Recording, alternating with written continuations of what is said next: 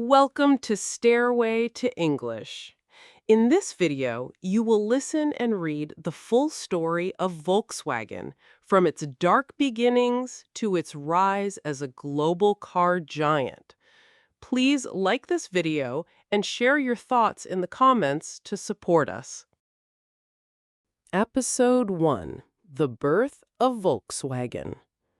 The story of Volkswagen begins in Germany in the 1930s, a time of change and difficulty. The world had just come out of the Great Depression, and Germany itself was facing poverty, unemployment, and political unrest.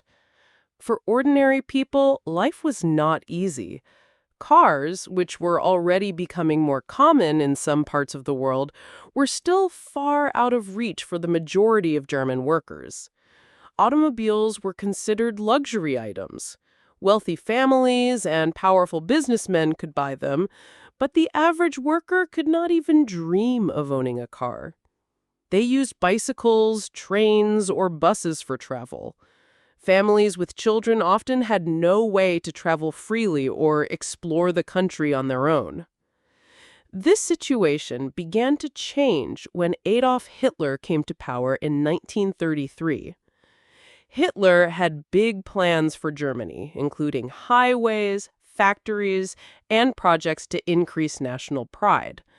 One of his ideas was to create a car for the people.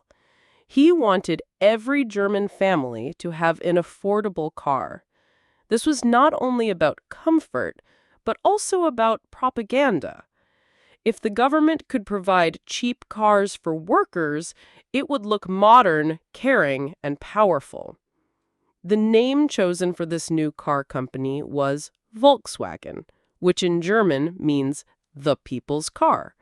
The word Volks means people, and Wagen means car.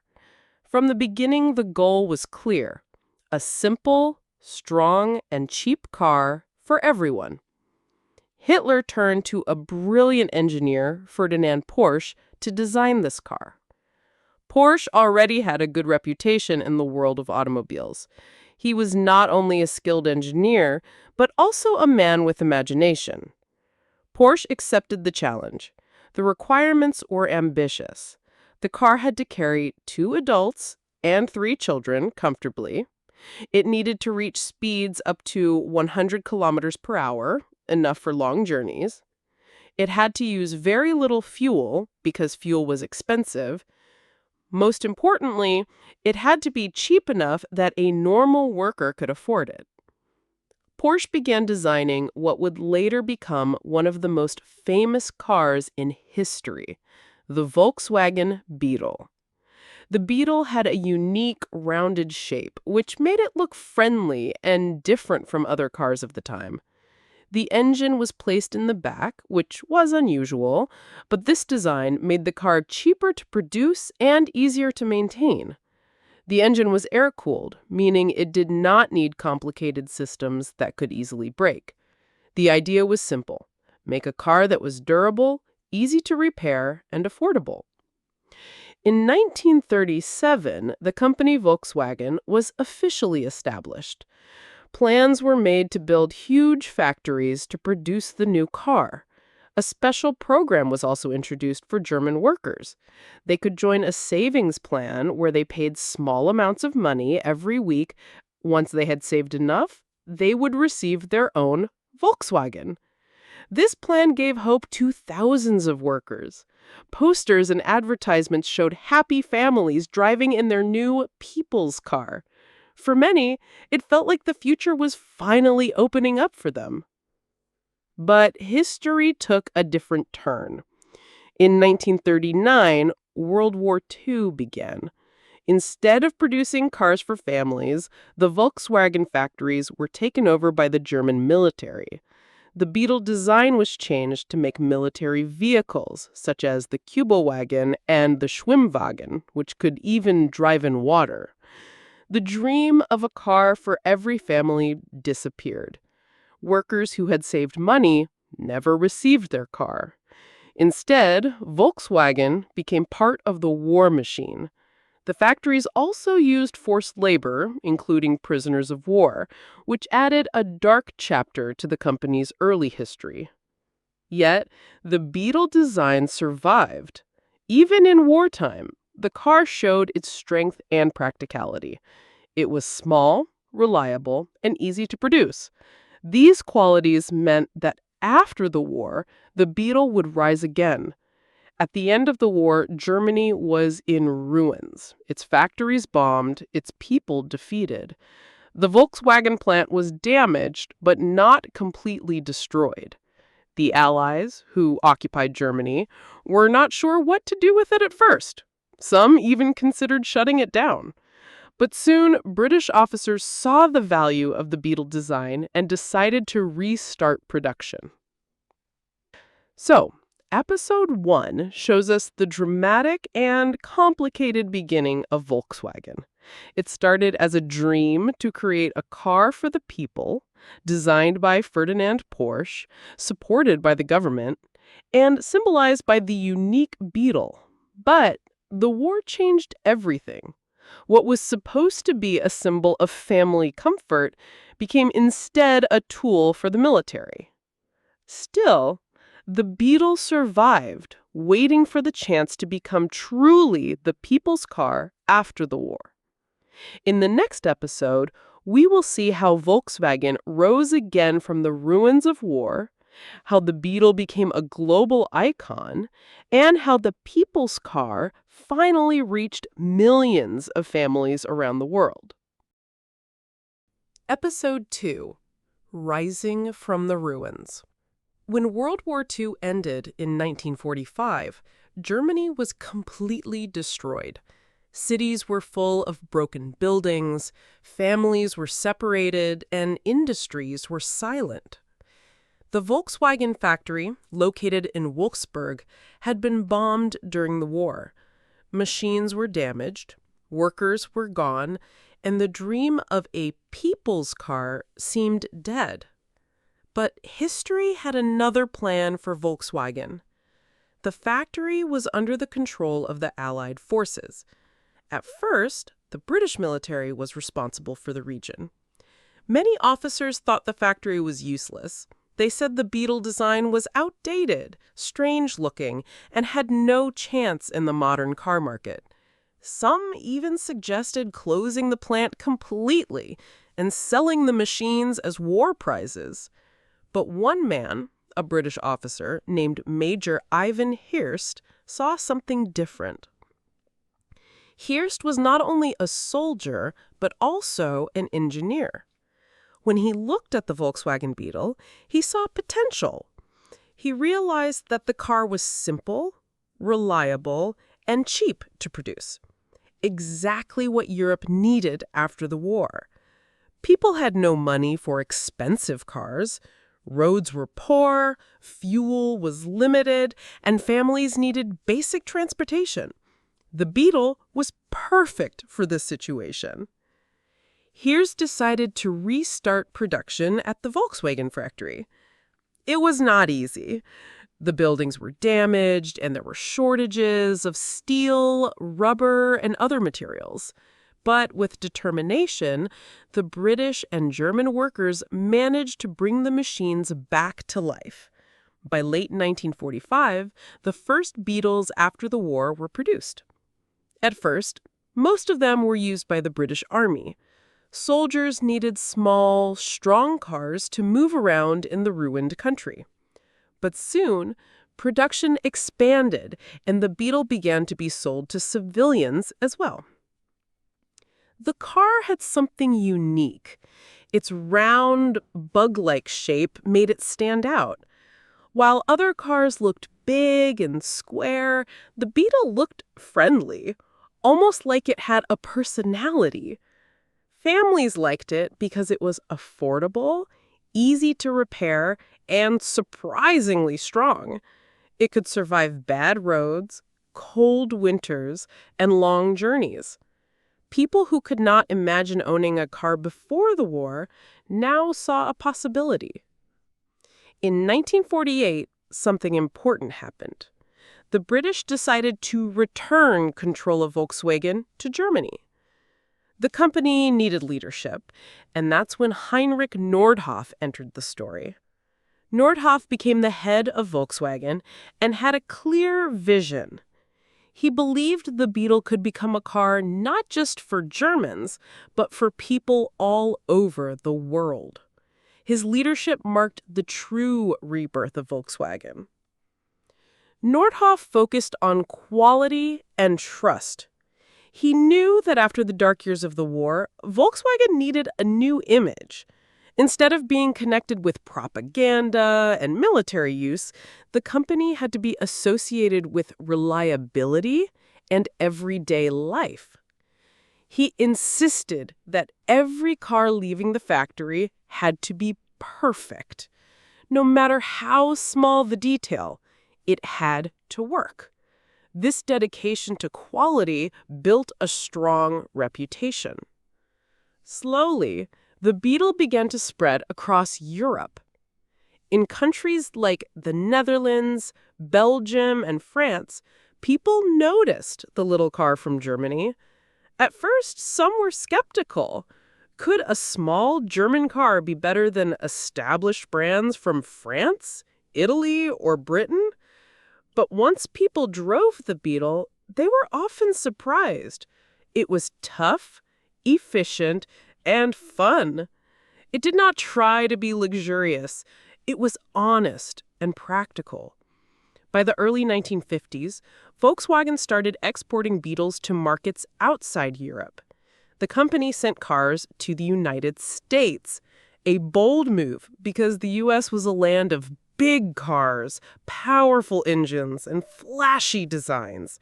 Compared to American cars, the Beetle looked tiny and strange, but it also had something Americans had never seen before: charm. It was inexpensive, easy to park, and perfect for young people or families who needed a second car. Slowly, the Beetle began to win hearts even in America. Volkswagen's rise from the ruins of war was not only about cars, it was also about identity. The company symbolized Germany's recovery. Just a few years after being defeated and destroyed, Germany was showing the world that it could produce something valuable, modern, and positive. The Beetle became more than a car. It became a symbol of hope, rebuilding, and a new beginning.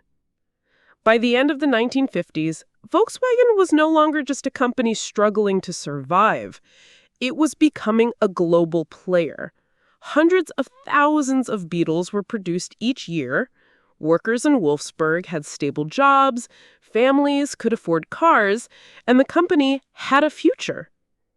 The story of Episode 2 shows us how Volkswagen rose from the ruins. It began with Major Ivan Hirst and the British decision to save the factory.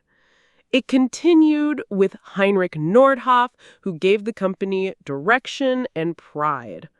Most importantly, it was powered by the Beetle itself, a car that fit the needs of the time perfectly. Simple, strong, and full of character. It carried Volkswagen out of ruins and into the world. In the next episode, we will see how the Beetle became not just popular, but iconic. We will explore its rise in the 1960s and 1970s, when the Volkswagen Beetle became a cultural symbol loved by millions and perhaps the most famous car in history. Episode 3. The Beetle becomes a legend. By the 1960s, Volkswagen had already achieved something remarkable. The Beetle was no longer just a German car. It had become a global success, rolling across roads in Europe, Asia, South America, and even the United States. What made the Beetle special was not only its design or price, but also the culture that began to grow around it. In many ways, the Beetle was the opposite of most cars of its time. In America, the land of Cadillacs and Chevrolets, cars were huge, shiny, and powerful. They had fins, chrome, and big engines that drank a lot of fuel. The Beetle, on the other hand, was small, round, and simple. It had an air-cooled engine in the back. It was slow compared to American standards, and it looked like nothing else. At first, many people laughed at it. They called it the bug because of its shape. But slowly, what seemed funny became lovable. Volkswagen understood this difference and turned it into an advantage. In 1959, the company launched one of the most famous advertising campaigns in history. The ads were made by the American agency Doyle Dane Bernbach. They decided not to hide the Beetle's small size or unusual look. Instead, they celebrated it. The famous Think Small campaign told people that it was okay not to drive a giant car. The Beetle was honest, economical, and different. And that was its strength. These ads changed the way people thought about marketing, and they made the Beetle a cultural icon. During the 1960s, the Beetle became especially popular with young people. It was affordable for students and workers, and it had a friendly image. At a time when the world was going through social change, the Beetle represented freedom and individuality. It was not a car for the rich or powerful. It was a car for everyone.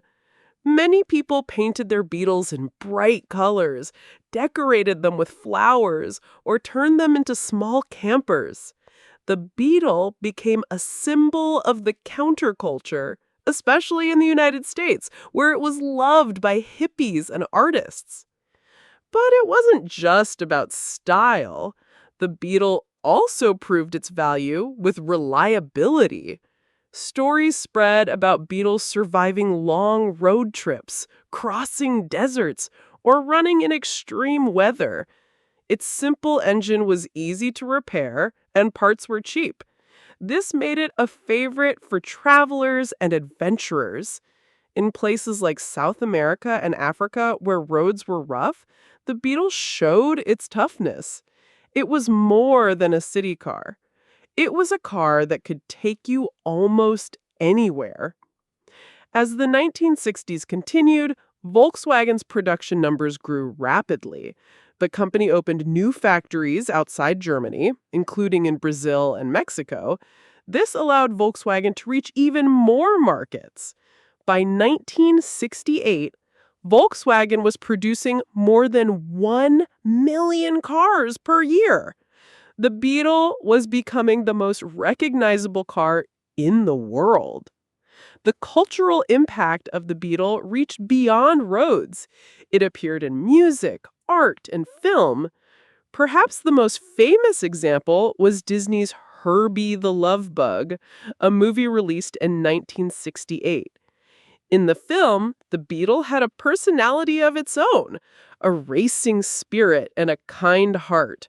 Children and families all over the world fell in love with Herbie, and the Beetle's status as a friendly, almost human-like car was sealed forever.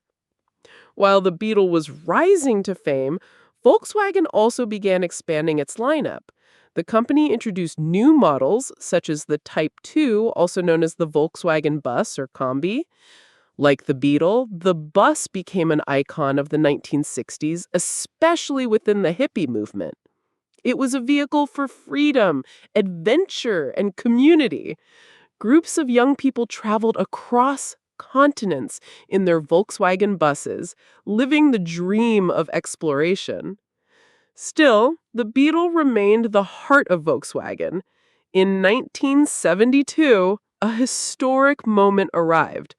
The Beetle became the most produced car in history, overtaking the Ford Model T. By then, more than 15 million Beetles had been built. It was no longer just a successful car, it was a legend. From Germany to Brazil, from the US to South Africa, the Beetle was everywhere.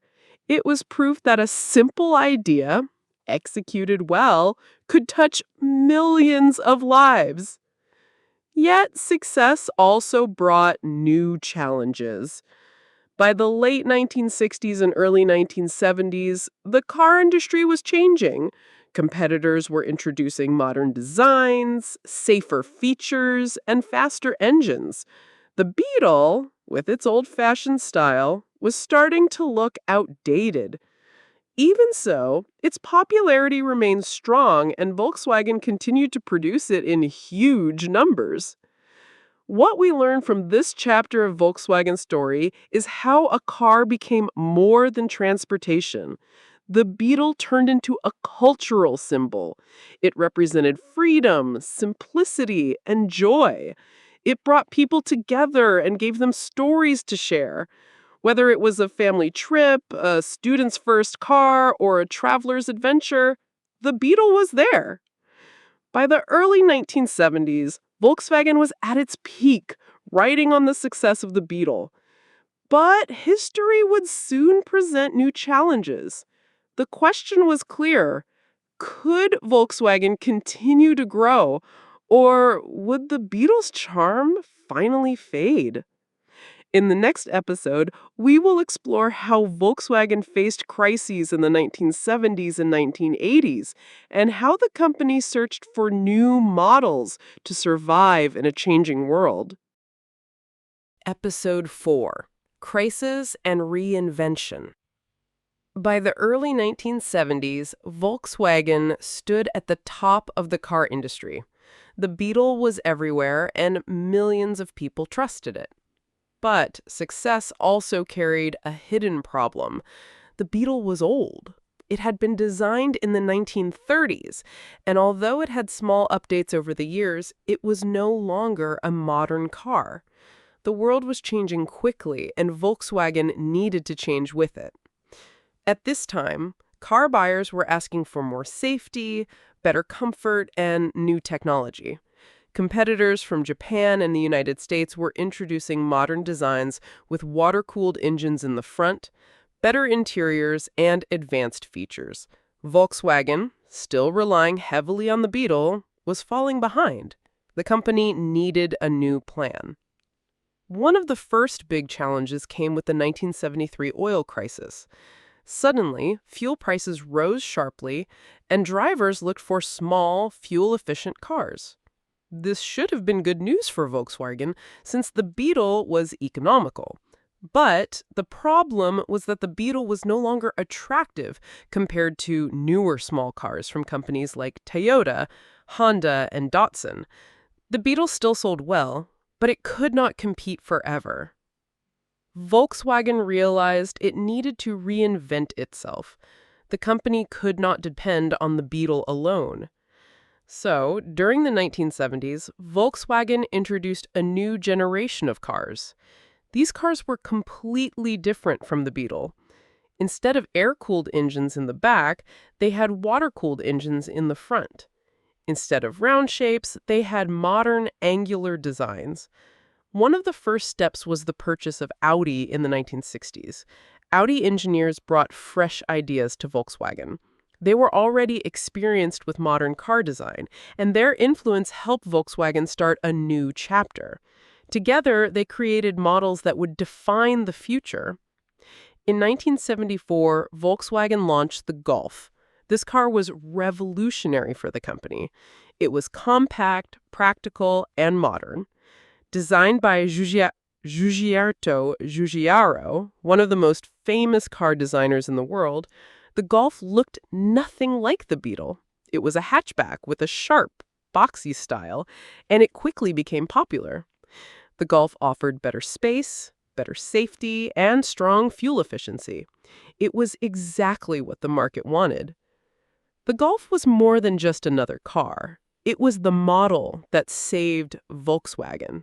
Slowly, buyers began to see Volkswagen not only as the maker of the Beetle, but as a company that could innovate. The Golf's success grew year after year, and soon it became the new face of Volkswagen. Alongside the Golf, Volkswagen also introduced other models like the Passat and the Polo. These covered different needs. The Polo was small and affordable, perfect for city driving, while the Passat was larger and aimed at families. By the end of the 1970s, Volkswagen had a full lineup of modern cars. This helps the company survive one of the most difficult periods in its history. But the transition was not easy. The Beetle was still loved by millions of people, and Volkswagen continued producing it in countries like Mexico and Brazil. In some markets, the Beetle remained popular well into the 80s and even the 90s. But in Europe and the United States, the Beetle's era was ending.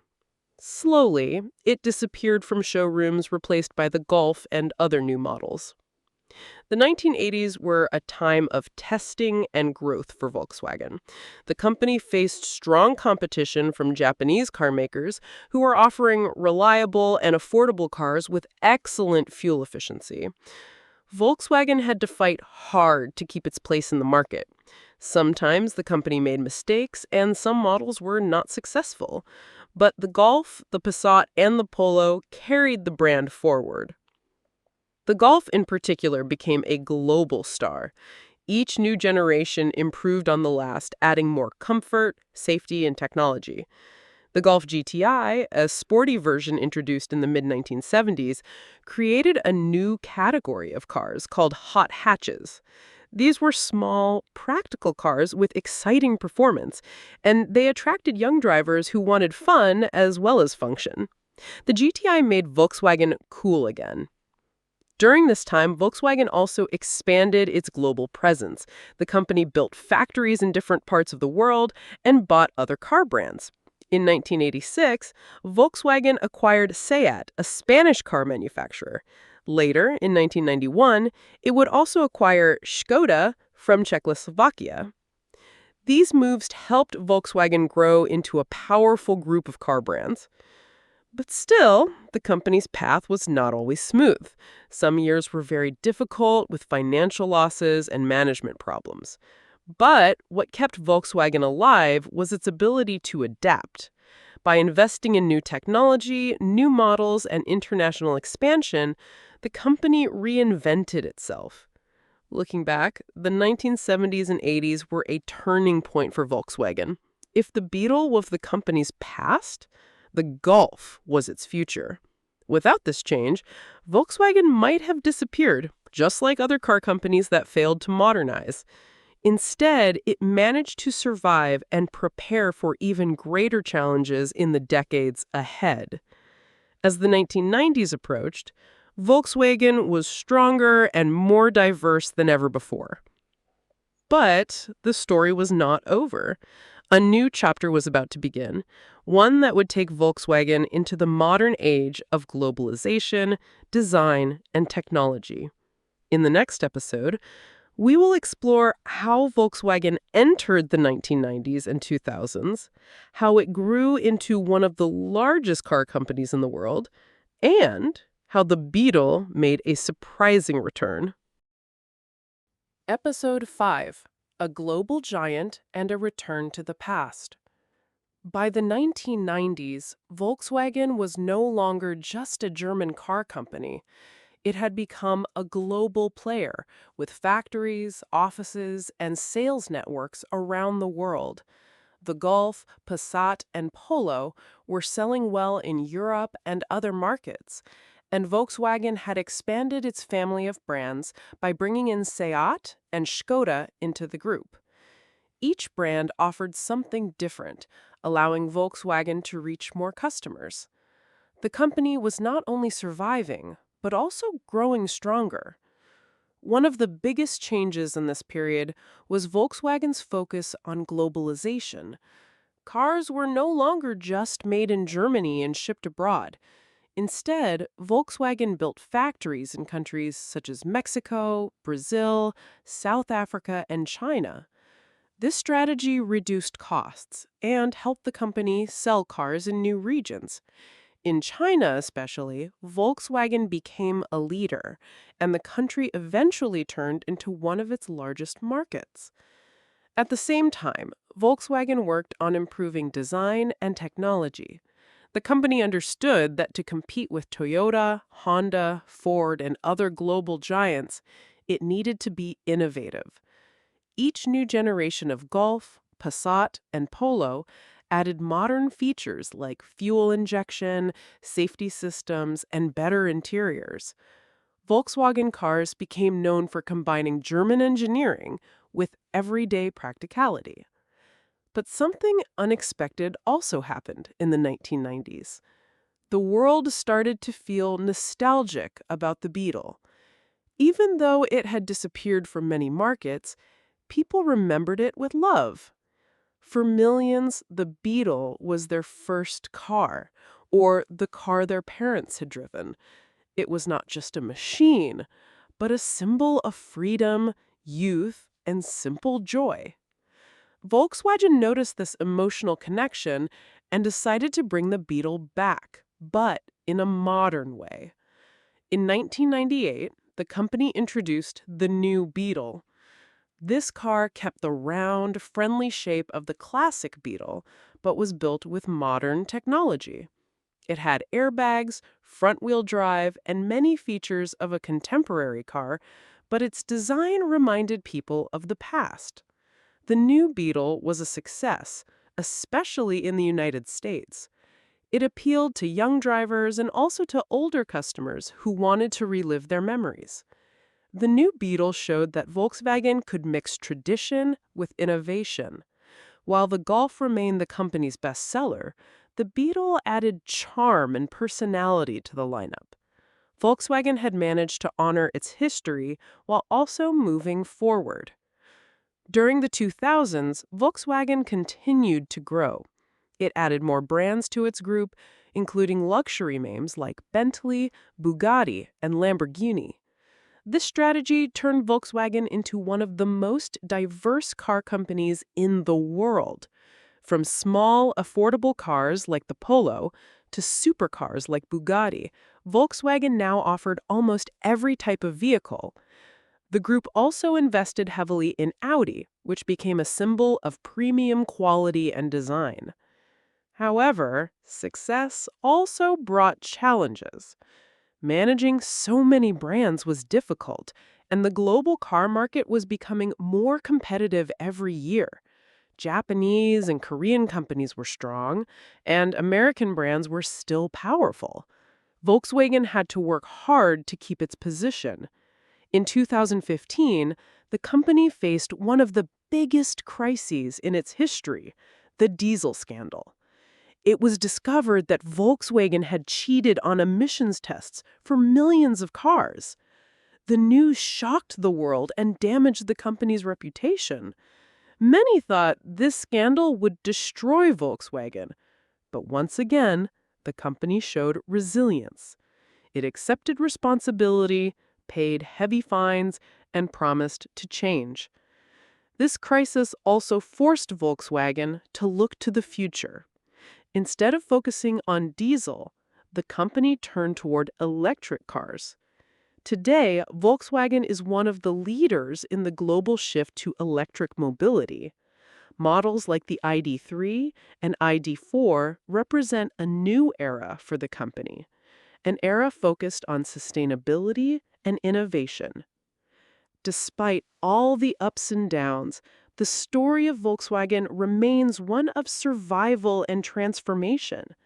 From its dark beginnings in the 1930s, through destruction in World War II, to rebirth with the Beetle and later reinvention with the Golf, Volkswagen has always found a way to adapt. The company's journey reflects not only the history of the automobile, but also the history of modern society. The Beetle in particular will always be remembered as more than just a car. It was a cultural icon, a companion for millions, and a symbol of hope after tragedy. The Golf, on the other hand, became the backbone of Volkswagen's success, proving that innovation and practicality can go hand in hand. And now, in the age of electric vehicles, Volkswagen is once again trying to lead, showing the same spirit of reinvention that saved it many times before. The story of Volkswagen teaches us that no company, no matter how successful, can stay the same forever. To survive, you must adapt. You must listen to the world, and you must not be afraid to reinvent yourself. Volkswagen did this many times, and that is why it is still here today, standing as one of the biggest car makers in the world.